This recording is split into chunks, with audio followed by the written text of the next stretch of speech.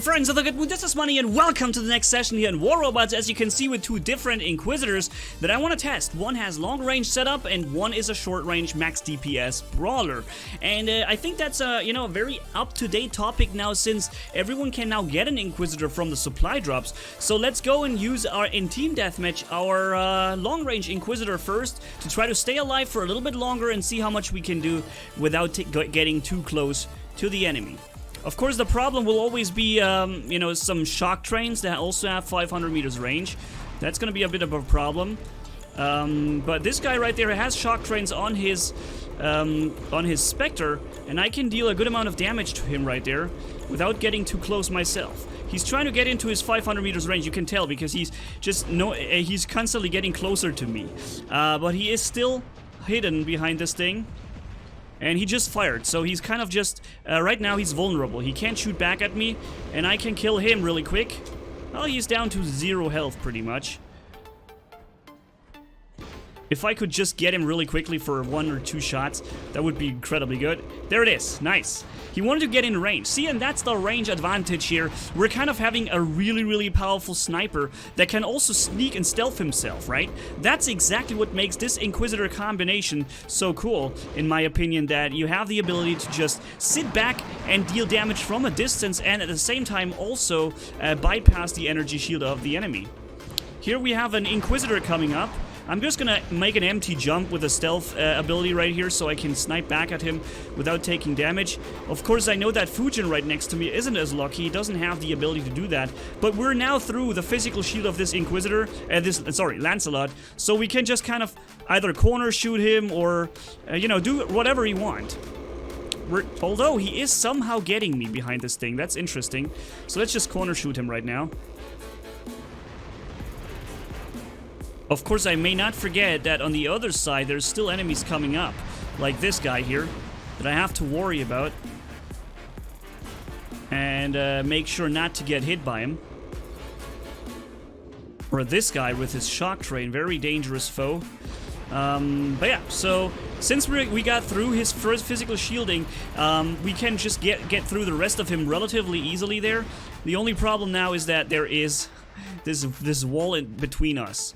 So now he can use that perfectly well to shoot to the left and to the right at the same time, not take any damage back. We need some help to take care of this guy right there. But he's got taken out now, so I guess we're good. Another Lancelot is unfortunately coming up.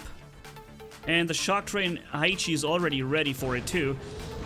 And obviously it was to expect that he's just gonna hide behind the corner, but he's actually coming out again, giving me a shot at him really well here. With all my firepower while I was in stealth mode. Now that allowed me to get through his physical shielding. So when he comes out again, I can deal a lot of damage either directly, or I'm gonna jump at him and just do it then. Nice. With the help of this Kamiho, we were able to do it quite well. See, and although this is a long-range setup, it still works really well as a... Uh-oh, we had someone right there. It's a long-range setup, but it's even brawly. Even at brawling distance, you can still do something.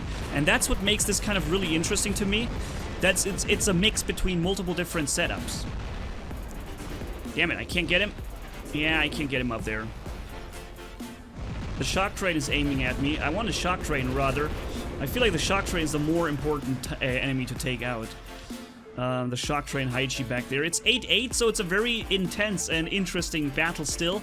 Nobody is winning this right now. We're all just staying really careful. The problem is I can't go any further this way, because otherwise I'm just gonna walk over their spawn. And that would be a really dumb move, to go over their spawn right there and just take a whole bunch of damage.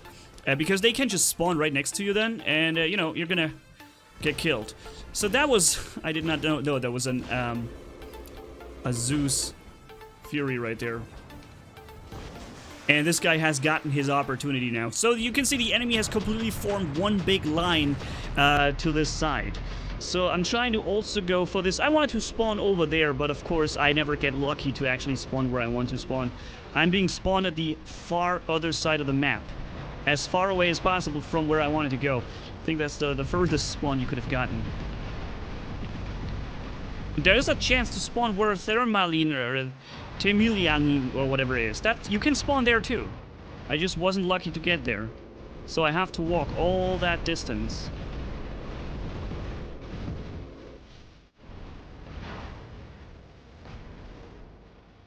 Okay, here we go. And he just moves 1 meter backwards and he's in complete safety. So we can get this guy at least. Alright, hopefully we're also going to get rid of him here. Nope, he's allowed to keep firing while I have my reload. That's bad. That's not how I wanted this. And I'm completely squished. I thought that was somebody with me. Where is this person? Oh, he's right there. He's on the other side. I knew there was somebody with me, but I couldn't find him anymore. And apparently my enemies couldn't find him either, because I was literally the only person who gets shot.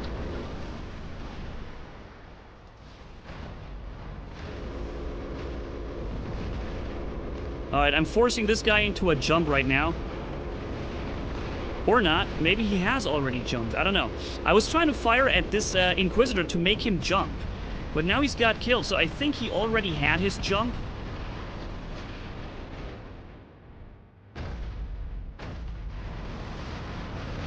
Trying to wait out a few of his rockets right there. And now we should be able to out-damage him right there easily. So whatever this is right there was staying behind cover. Aha! It's the Griffin from before. I can now grill too.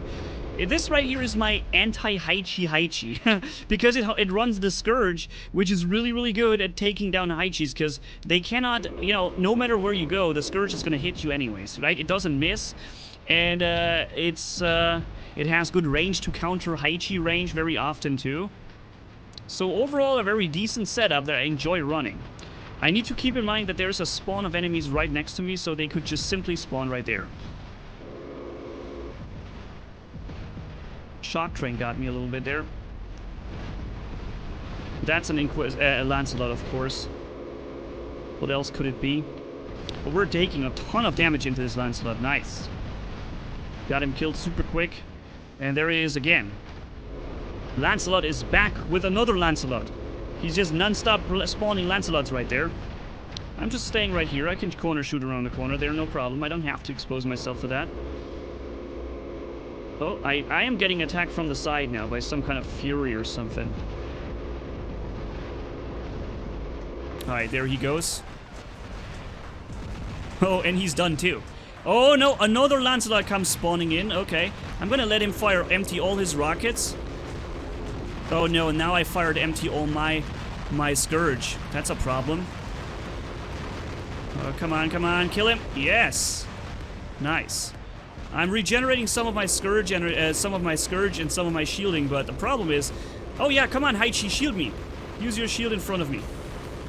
Yeah, now I can benefit from the shielding of the other Heichi right there. And just keep firing back.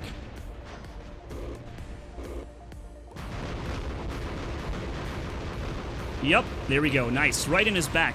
Oh no, another full Heichi is coming around the corner. Damn it, it's just non-stop Heichi power. Now I'm using my shield to shield him, but then my shield is gonna drop as well, and oh my god, it's just complete crash. Oh god, too many enemies. Oh boy, okay, what are we gonna do? We're gonna spawn in the Spectre now. We have 3 times Storm, and 1 time the ECU shield, which I really like. I like this combination a lot. I think to me personally it doesn't make too much difference if you have 4 Storm or 3 Storm. If you get close enough, those Storms are gonna rip everything apart instantly anyways. But the difference that you're gonna make is having a way to shield yourself completely from any kind of damage coming from plasma or energy base. Right? That's the difference. Why is he not dead? Why did I have to fire at him again? I don't understand. Alright, anyways, we got him. Okay, this guy has no... You know, he's not running energy. So unfortunately, even if I do have a shield that blocks attacks like that, I won't be able to block him. But I do have a bit of health and I can eliminate him really quickly with 3 storms. Let's see if he's gonna respawn somewhere. Is he? Yeah, he did. But he spawned between my 2 friends, which I don't know why he did that. I wish he would have spawned right in front of me so I could actually attack him. Yep, there he is, but he's further away. What does he have? He's got a Scourge Bolgazari. Alright, there we go. Jumping at him, doing a ton of damage into his back. And there he goes. Nice.